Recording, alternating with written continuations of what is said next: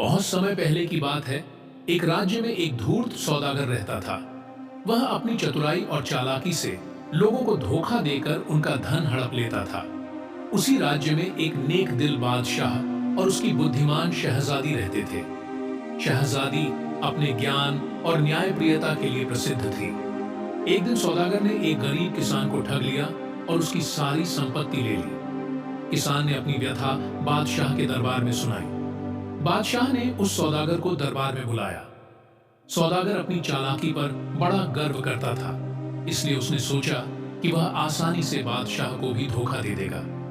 दरबार में सौदागर ने अपनी सफाई में लंबी लंबी बातें की और झूठे प्रमाण दिए, लेकिन शहजादी उसकी बातों को गौर से सुन रही थी। उसकी चालाकी को समझते हुए शहजादी ने कहा, अगर तुम इतने बुद्धिमान हो तो हम तुम्हारी परीक्षा लेंगे।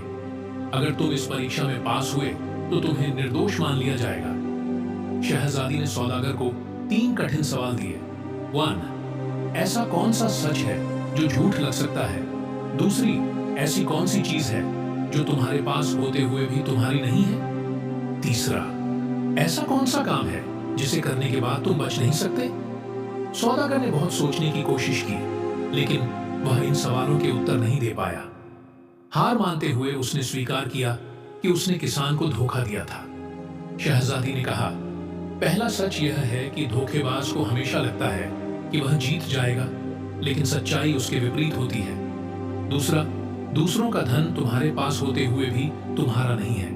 और तीसरा, अन्याय का काम करने के बाद बचा नहीं जा सकता। सौदागर को उसकी करतूतों के लिए दंड दिया गया और किसान को उसका धन लौटा दिया गया। बादशाह ने शहजादी की बुद्धिमत्ता की सराहना की और राज्य में न्याय की मिसाल कायम हुई।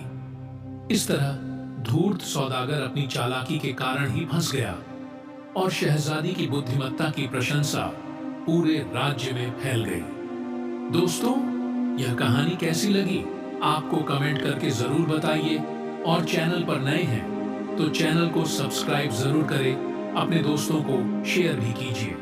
फिर मिलते हैं कोई और कहानी लेकर। तब तक के लिए नमस्कार।